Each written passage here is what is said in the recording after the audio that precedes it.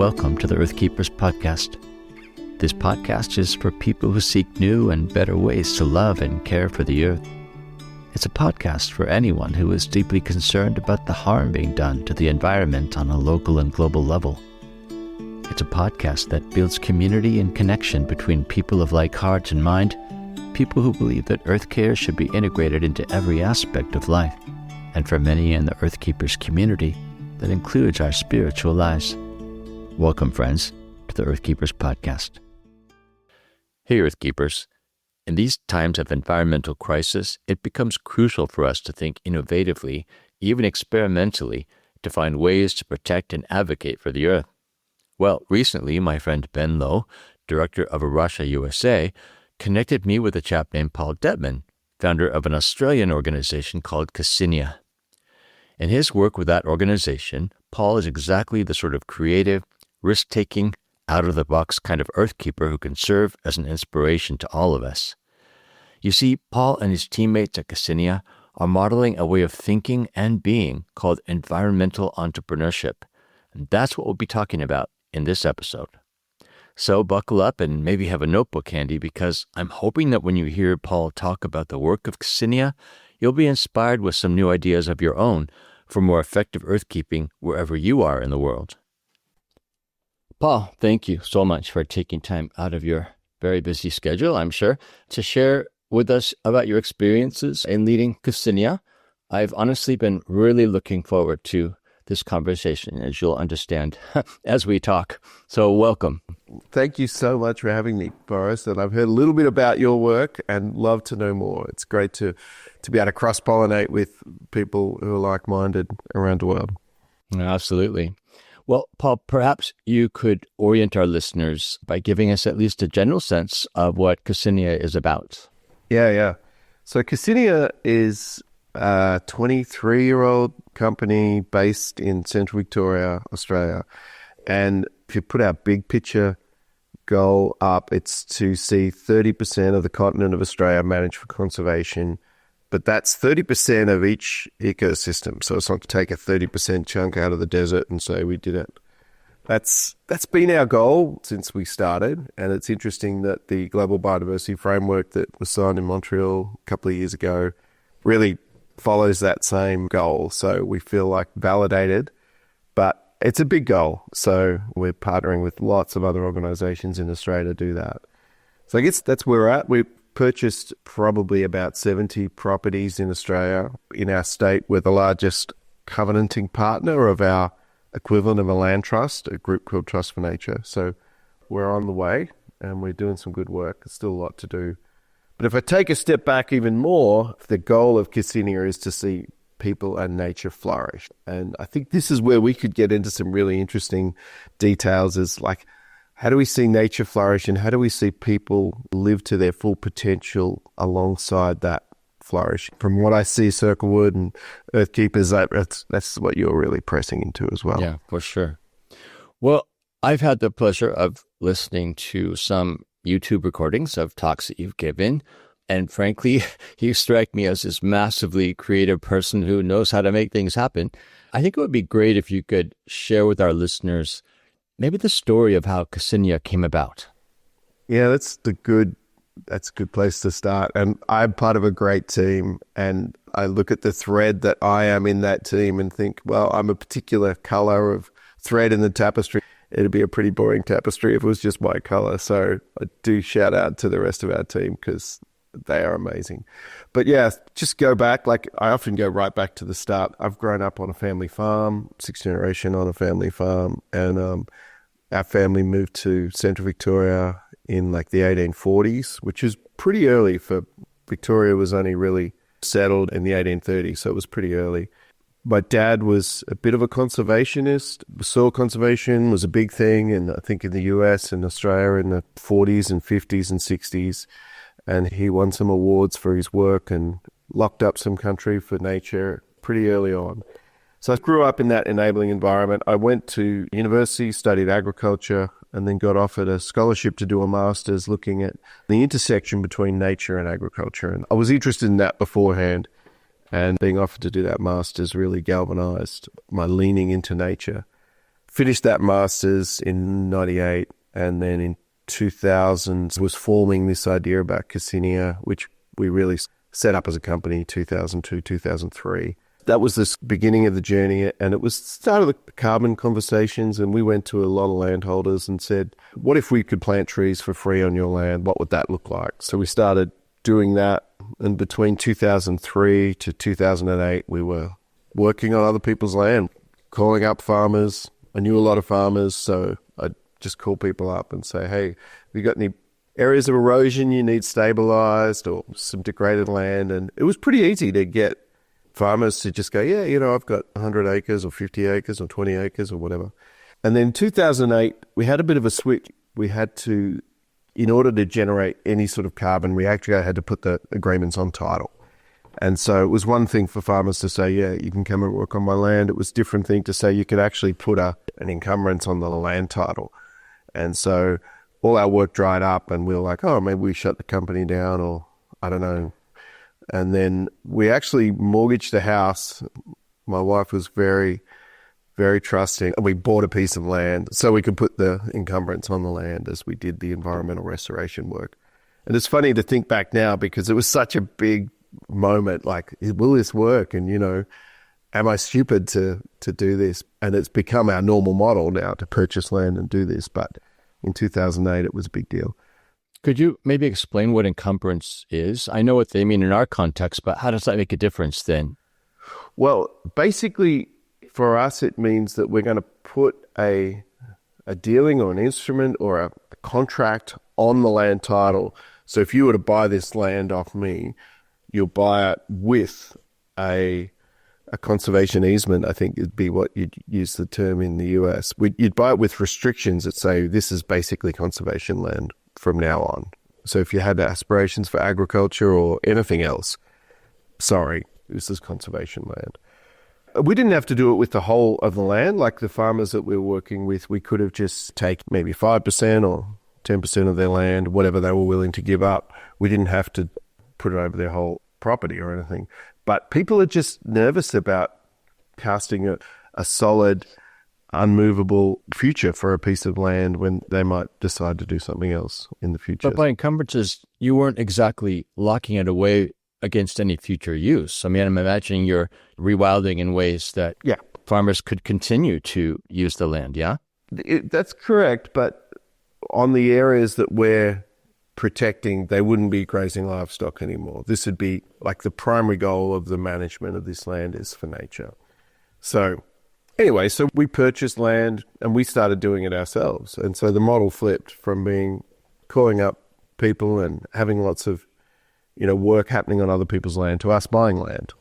We started down a new trajectory. And since 2008, I think we've purchased maybe 70 properties throughout sort of southeastern Australia. So our state, Victoria, New South Wales, which is north of us, which is where Sydney is, and then across to South Australia, where Adelaide is, sort of halfway across the continent. We've now purchased properties throughout those three states. So in that journey of purchase, we've engaged with other, I suppose, environmental markets. Mitigation banking is a thing that happens in the US, and that happens over here as well. But it's a bit more comprehensive than the US in that it sort of covers any impact on nature, not just wetlands and specific species, like any impact on nature. So, and by banking that credit, how does that look like in your system? Yeah, so in our system, if you've got a development and maybe a road or maybe a highway is going to be expanded or something, anything that impacts any nature, even if it's like, I want to cut down a tree in my backyard and it's a native tree, that is an impact. So everything is captured. You'll have to get a permit, and in order to get that permit issued, you've got to have made good somewhere else. So we sort of leaned in. We've got the restoration for carbon stuff that we've been doing for a while now. This is back in 2008. And then we start seeing, an opportunity to buy land and protect it and generate these other sort of mitigation credits. And so if a developer wanted to, say, clear a lot and put a couple of houses there, and he wanted to bank that mitigation that he would need to put into place, do you as an organization help them to do that? Do you provide them opportunities? We don't know. They could do that themselves, but that's not our part. We're about going into the landscape and thinking about what does this landscape need to look like in the future? Which areas should we be purchasing and protecting? And what mechanisms, and restoring, and what mechanisms can we use to do that? So we're less about coming alongside existing landholders and helping them with that as being the architect of the restoration ourselves. And, there's other people who do what you're saying, and that's great, and we support that. But our piece has been this. So that's led us to that side of the market. And then we've developed a project called wilderlands.earth, like wilderness, but wilderlands.earth. And then we're leaning into, okay, how can we take all the learnings that we've done in this compliance regulated market? How can we bring that to the aspirations of, say, the Global Biodiversity Framework, where companies are thinking about what it means to be nature positive and what it means to give back to areas that have been historically cleared. Maybe there's no need for permits now, but there's been an impact in the past. And how do we bring a simple, people-centered and nature-centered way of doing restoration voluntarily? So Wildlands.earth has been that foray, and it's been a really interesting journey to go on. Is nature restoration, is biodiversity going to become another market alongside carbon, or are these two markets going to merge and we're going to be thinking about sort of broader landscape, nature, biodiversity in one thought? Anyway, so that's led us to that journey as well. So we're still doing restoration work based around carbon. I mean, it's nature restoration and carbon's the metric that we use to measure it. We're doing protection in compliance with different state and federal approaches. We've got this voluntary biodiversity thing we're leaning into.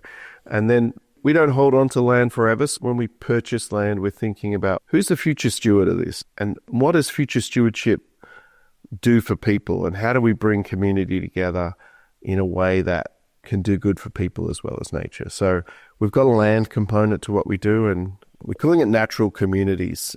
So communities based around nature, and then we've got communities with agriculture in the mix too. So natural agriculture communities. And there's a couple of models there that we're leaning into. We won an award about 18 months ago for some of that thinking around bringing people, agriculture and nature together. So that's the components of what Cassinia is. I mean, we've got a big picture view of the idea of human flourishing and nature flourishing together, but then it gets deconstructed into these markets that we're trying to make the thing work around. So I don't know if that gives you a bit of a summary. Yeah, absolutely. And I'll drill down into some of those ideas, which I think are fascinating. But I want to ask you first, most of us who are committed to earthkeeping in some way are really motivated by love and sustained by our connections to nature. I wonder if you have a story that you could share, maybe even from your childhood, that characterizes your relationship with nature.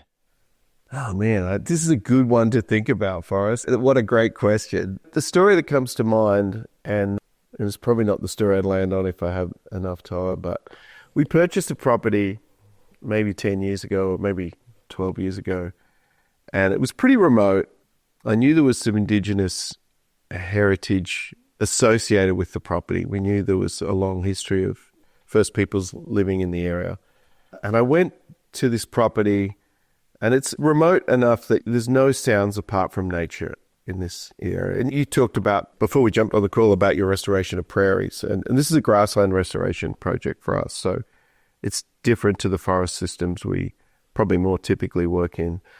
And so I'm out in this property, and it's pretty wide open, and it's in a fairly natural state on a small creek that is all treed. And I'm in this little enclosed area with trees around because the creek's sort of winding, and no sounds of road or humans at all because it's pretty remote.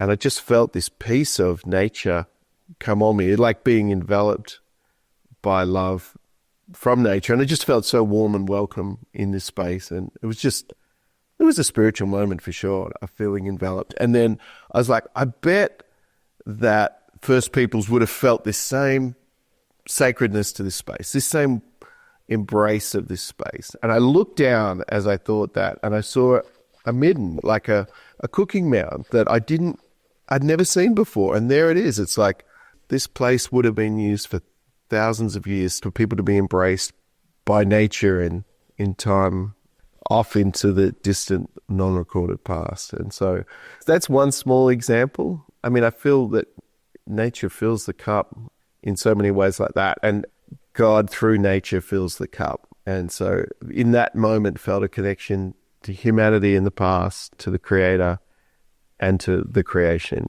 Yeah. Mm-hmm. Yeah. No, I'm sure a lot of people can relate to that story. It's beautiful. Thank you. Appreciate that.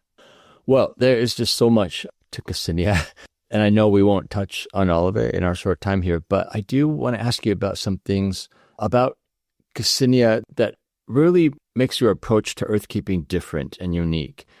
And as an organization, Cassinia is clearly committed to experimenting with new approaches to earth care and asking questions that maybe some organizations aren't asking or even know to ask. So honestly, it's those places that you are pushing the creative boundaries that I personally find most inspirational, and I hope our listeners will too.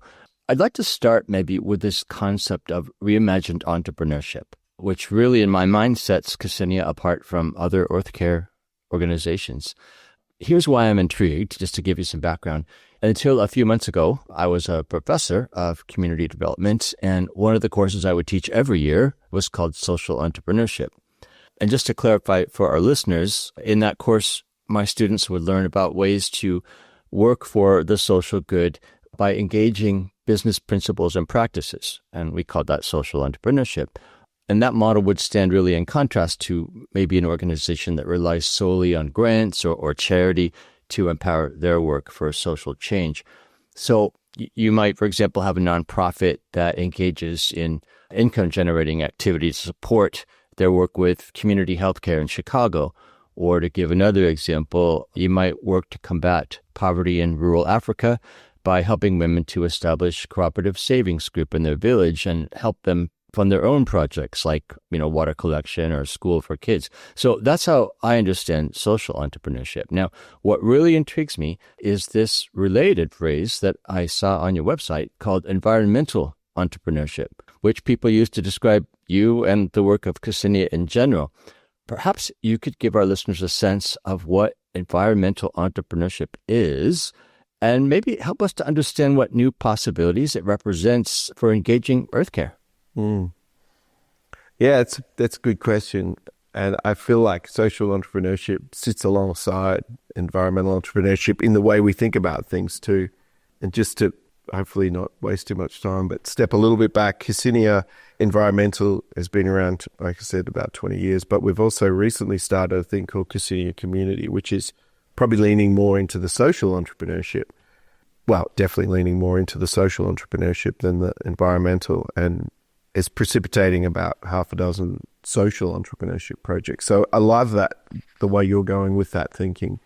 We give ourselves license in the entrepreneurship space to try things that we're not necessarily deeply proficient in, working on the assumption that our distinct other experiences could feed into areas in creative ways that perhaps people who have been incumbent in that space for a long time haven't thought about. So we're thinking about some education work, and we're doing some stuff with refugees, and we're thinking about reconciliation a little bit differently with First Peoples and regular Australians.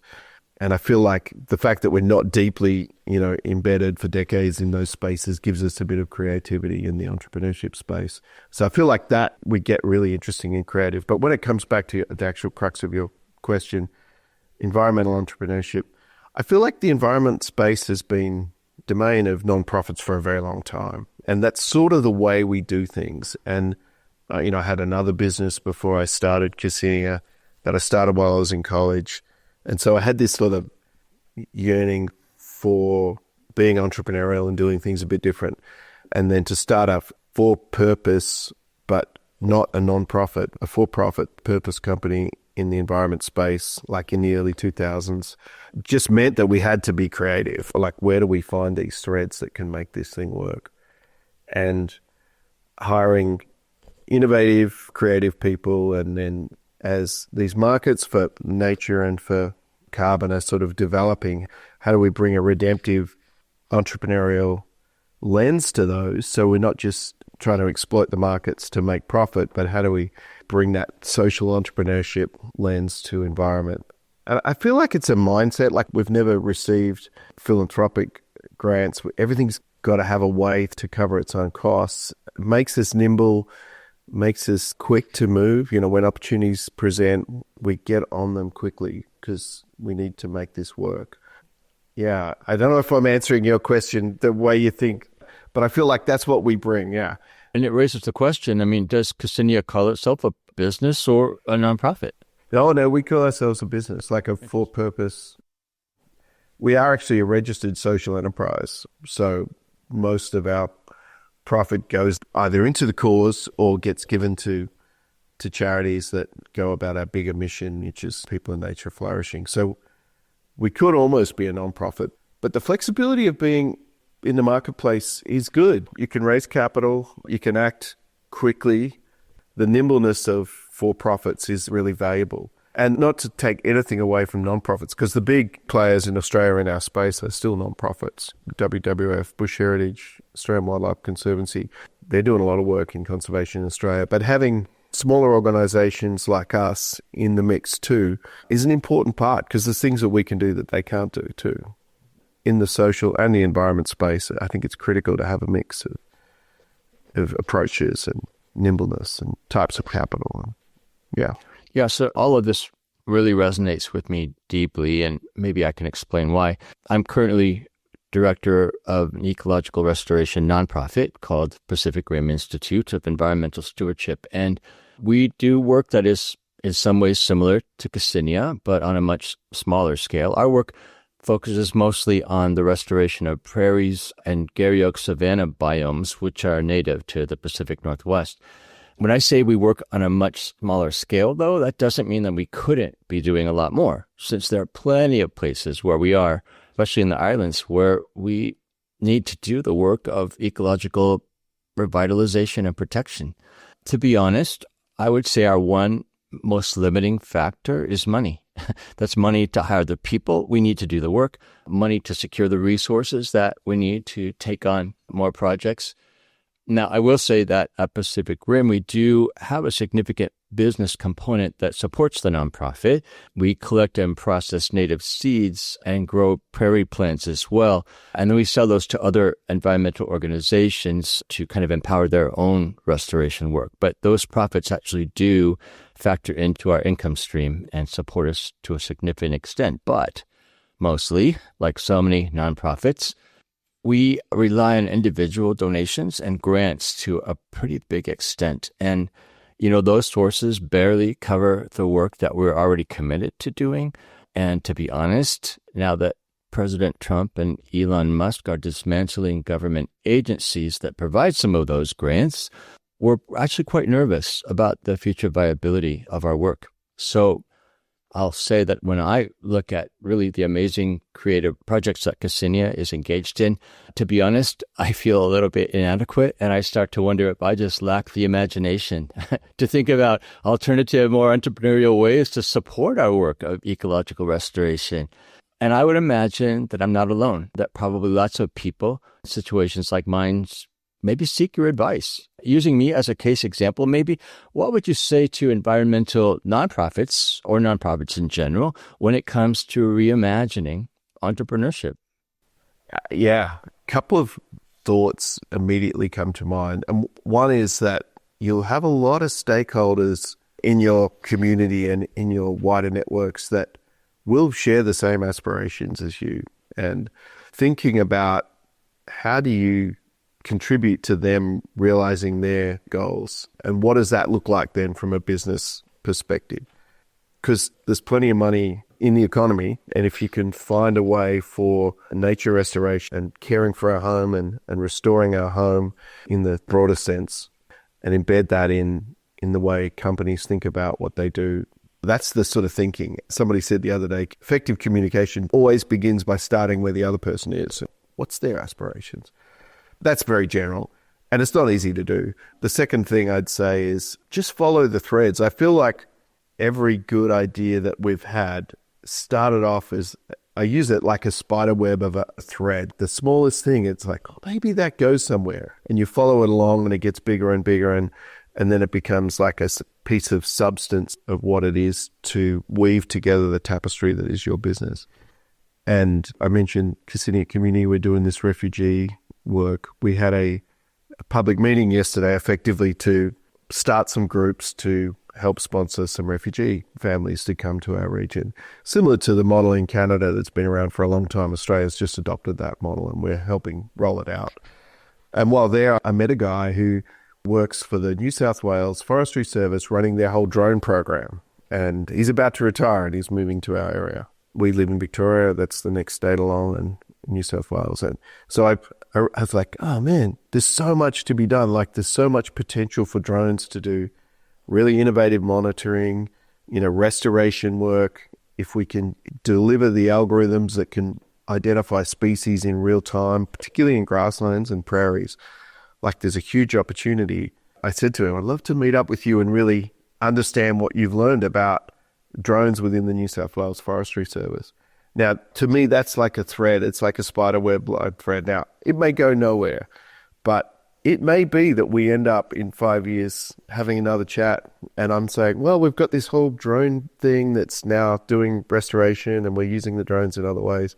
I could see that being a potential thread. So I feel like as an entrepreneur, you're always looking for these little tiny things that most people don't notice that lead to something else. And probably the third thing I'd say is you probably have 20 failures to every success, So it's like, oh, that didn't work. Well, that's all right. What's the next one? What's the next one? What's the next one? And we've got 4 or 5 successful threads now that make the tapestry of what Cassinia's business model is, but we've probably pursued 80 or 100 that if I go back through my historical emails, it's like, oh yeah, that didn't work. Oh, that didn't work as well. So yeah, there'd be my 3 bits of advice off the cuff. Get inside the head of people who are around you, who share your aspirations and find ways to solve their problems, follow the threads, and then it's a numbers game too, because you've got to try a lot of things. Don't be disillusioned or disappointed by a failure because that's just one more step on the path to a success. Mm-hmm. I find it notable that the example that you gave of the drone guy, it didn't involve money. No. And so that seems to suggest that the way you see entrepreneurship, it's not just about business models that involve financial transactions. It involves kind of a way of being. Is that how you think about it? Yeah, I think so, yeah. And everyone's got an interesting story and everyone's got a whole universe of their whole experience. It's as deep as rich as mine. And going on those journeys just could open up interesting opportunities. Being curious about people and being curious about what people's experience could offer in the long journey to people in nature flourishing, I think is the mindset to have. I'm excited to meet with this guy again and just see where that goes. I mean, there's a 5% chance it'll go somewhere, like if it's 1 in 20, but it's those things that open it up. And look, spending money is a fair way down the track, to be honest. You will, for every good idea to reality generally requires you to spend money. And the more money you spend, the better chances you've got of making it work. But I think they often get called low-cost probes. You do want to have this ability to play around with something that you don't bank everything on it, and you just see how it's received. Another one of our projects that we're interested in is native foods from tree crops in Australia. And we're like, that could be such a golden opportunity because if we could displace 1% of wheat production with cereal production, flour production from native tree crops, there would be so many biodiversity benefits to that 1%, and there'd be less carbon emissions associated with planting and just so many things. So we've leaned into this, and I have to say that I'm hoping that it's not going to be one of the 19, but we've spent a lot of money on that project now, and so far it hasn't yielded a financial return. We're still got partnerships with universities trying to find innovative ways to use the product, and we're still meeting with people who could potentially take that seed. But yeah, you don't want to have too many like that cost you a fair bit of money and then strike out, unfortunately. Yeah. Well, I'm taking this to heart because I think for so many of us here in the States, we may well have to really rethink the models by which we try to do this good work. So But you guys are the most innovative country in the world. I so admire America. Like this whole mitigation banking market came out of the US, and you guys have done so many good things that we really look to. Like if there's an innovation or a new idea, a new approach, usually it comes out of the US. So I feel like you guys, I mean, I know it's a disruption, what you were talking about with government grants and whatnot, but I feel like people are pretty good at this ecosystem of entrepreneurship and innovation, and it'll be exciting to see what happens. Not that I wish this approach to precipitate it on anyone. Mm-hmm. I think what you're saying is true, but I also think that in the States there might be a tendency to leave entrepreneurial thinking and innovation to the experts, those people who are branded as the entrepreneurs. And for the rest of us, unless there's a lot of pressure, we don't necessarily need to rethink the models that have worked good enough for years. So I'm really wondering if this disruption, as you call it, with the current administration's decisions, maybe in the end some good will come of it. Maybe in the end we'll come up with some more effective models akin to what you guys are doing. Yeah, look, and maybe we're only a shadow of what we could be too if we had really got it right. But I think thinking about the business world compared to the philanthropic world, like there's a lot more money transacts in the business world than in philanthropy or in grants. And if you can set up a model that's robust and sustainable, what you're doing is so critical for fabric of all of life. You can build that into the economy in a way that's redemptive. That could be beautiful.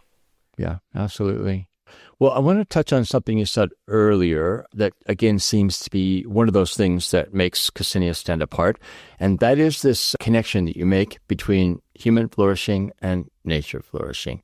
Sometimes in the broader conversations about caring for the environment, we hear the assumption that earth care maybe has little to do with people.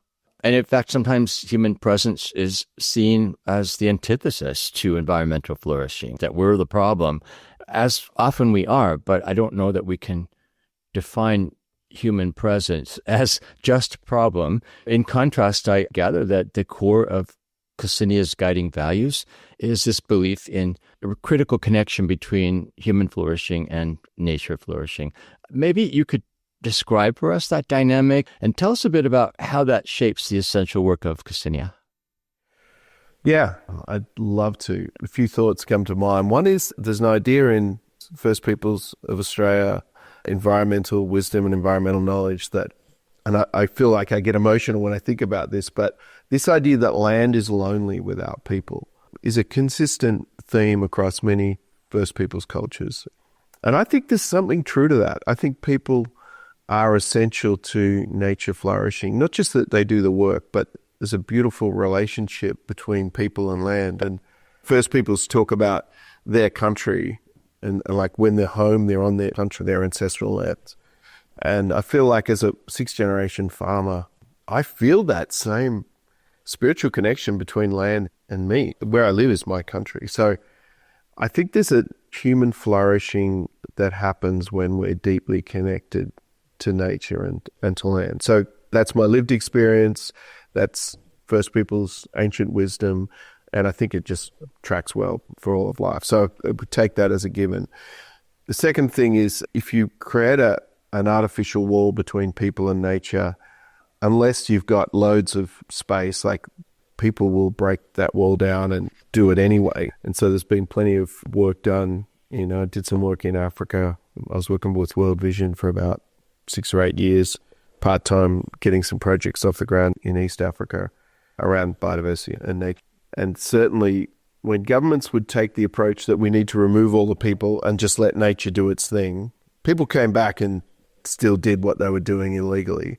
And when governments would take a different approach of saying, well, people have traditionally lived in this space and let's work with them to deliver the right outcomes for nature, you got a different result and a better result because people will still impact nature even though they're not supposed to. So it's better to work the symbiotic thing.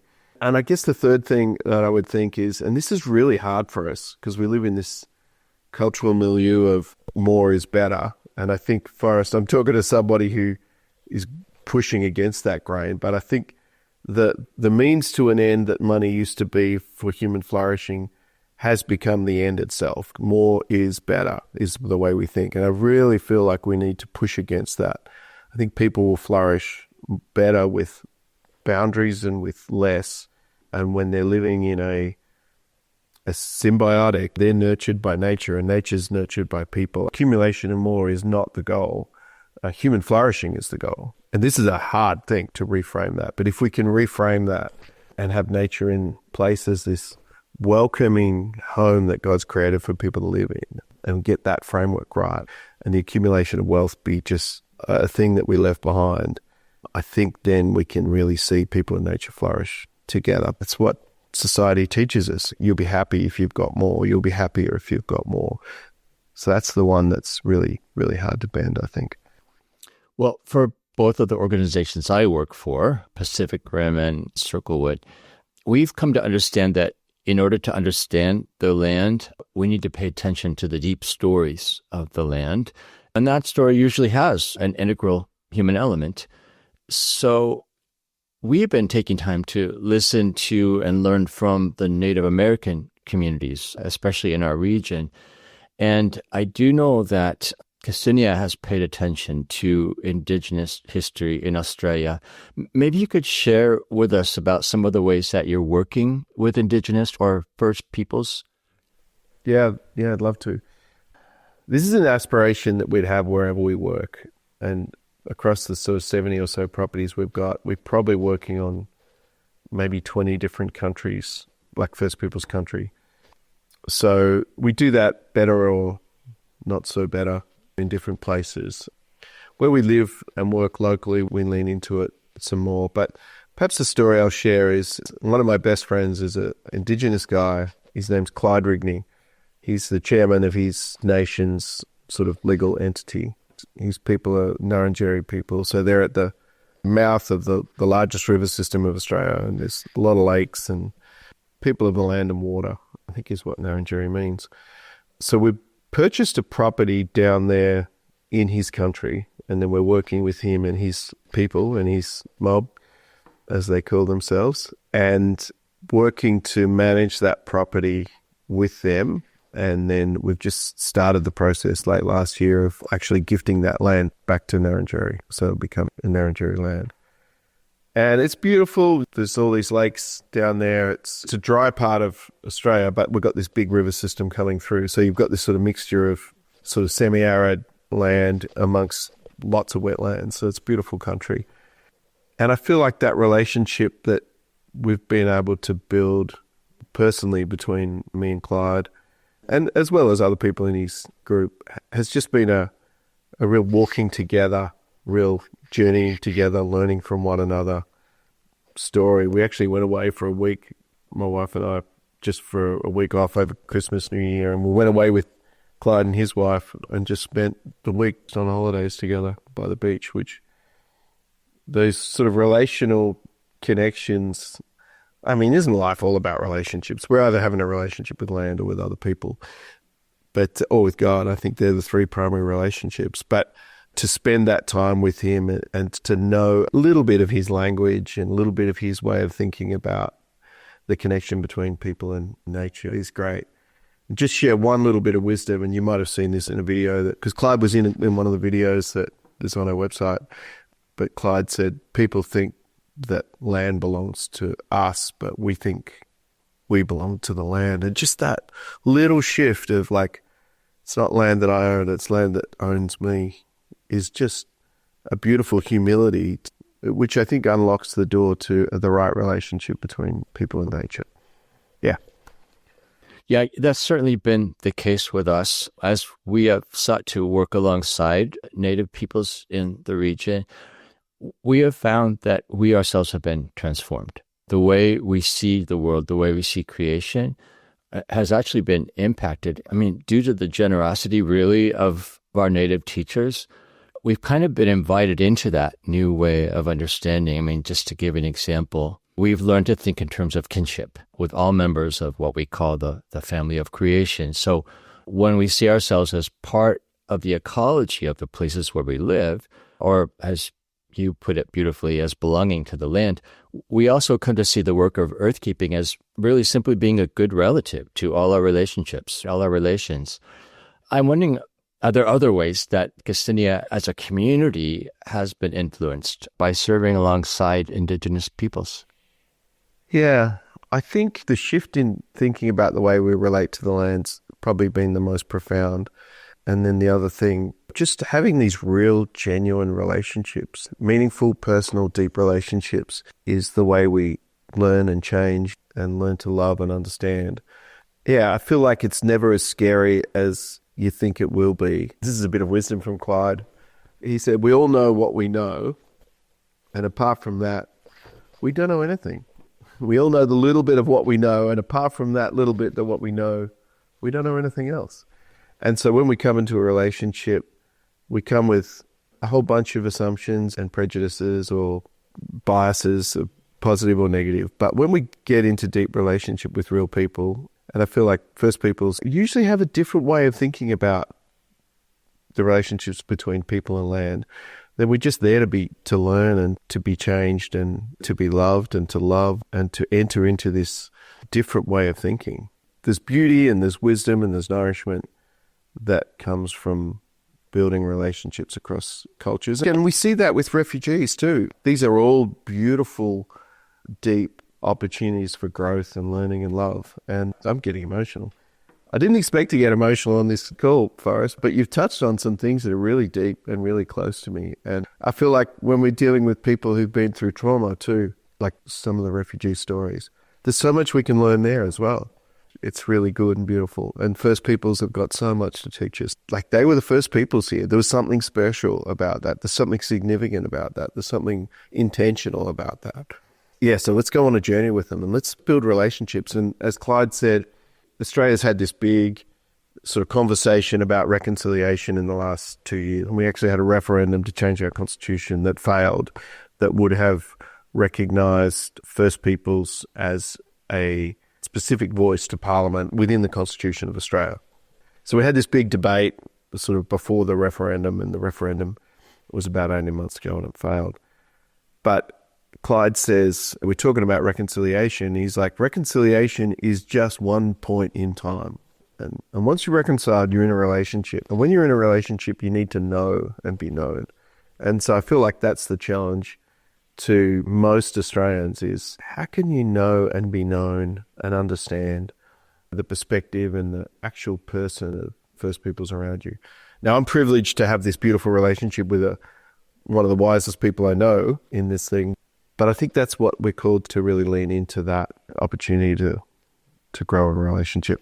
I appreciate your vulnerability, first of all, but also your acknowledgement of that fear. I think that sometimes keeps us from pressing into knowing and being known, especially by the cultural other, quote unquote. But I also appreciate your advice from experience that we do need to press into that, because that's where the real growth and transformation happens for everyone involved. And I think ultimately it has huge implications as well, reconciliation between people, for nature itself. Because I think that we learn to, again, see our relationship to creation in different ways. Well, I am sure, Paul, that you can imagine that this is a really discouraging time for us in the United States who care about the future of the planet. And I'm just wondering, in closing, what would you want to say to me and to our American listeners to the podcast that might help us hold the line in terms of our commitment to loving and caring for our places? Yeah, well, wisdom from a farmer who was a good friend of my dad's. And this is just wisdom for life, but one of his favorite quotes was, things are never as good as they look or as bad as they seem. And it's true. Things are never as good as they look or as bad as they seem. And I know that there's so many people of good intention and good heart in the US that will come up with innovative ways to do good things in the face of what seems to be a pretty tricky situation. I guess that's somewhat of an encouragement for me, that there's always opportunities to do good when things are really tricky. This too will pass. I mean, I feel like the pendulum swings, and it feels like it seems to swing further each time at the moment.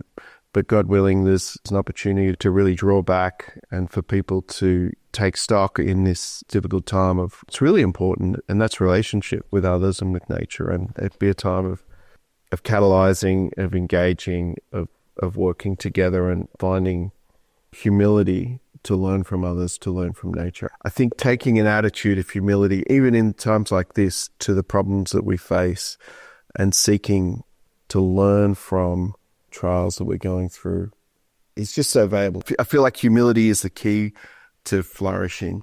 I started a PhD a few years ago in environmental philosophy, and I didn't finish it because I got busy with work. But that was the subject of my PhD, was like, what does humility teach us and lead us into a solid environmental ethic? And there's so much opportunity to humbly serve one another and humbly serve nature in this time now. I don't know, that's perhaps a little bit flowery and a little bit philosophical, but I think there's always opportunities to learn in humility. Yeah, no, that's all good. I really appreciate it. It feels like just in this conversation.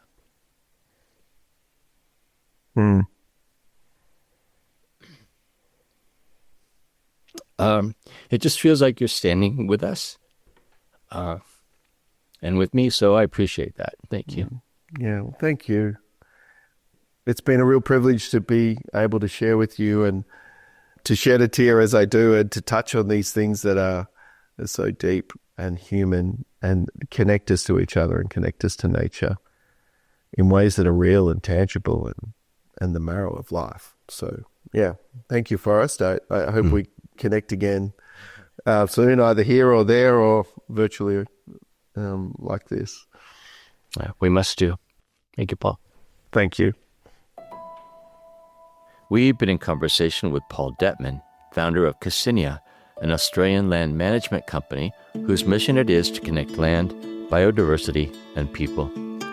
For more information about Cassinia or any of the topics we touched on in this conversation, please go to this episode's show notes at earthkeepers.online. Earthkeepers podcast is a production of Circlewood, an organization that encourages people to pursue a more ecologically conscious faith. Our executive producer is James Amadon, and our sound engineer is Dave Olfers. Lana Rasmussen is our podcast editor, and Jesselyn Gentry is our social media coordinator. Forrest Reed is the composer of our original music, and I'm Forrest Dinsley, your podcast host. Thank you, friends, for listening, and I hope you'll join us again for our next episode of the Earthkeepers podcast.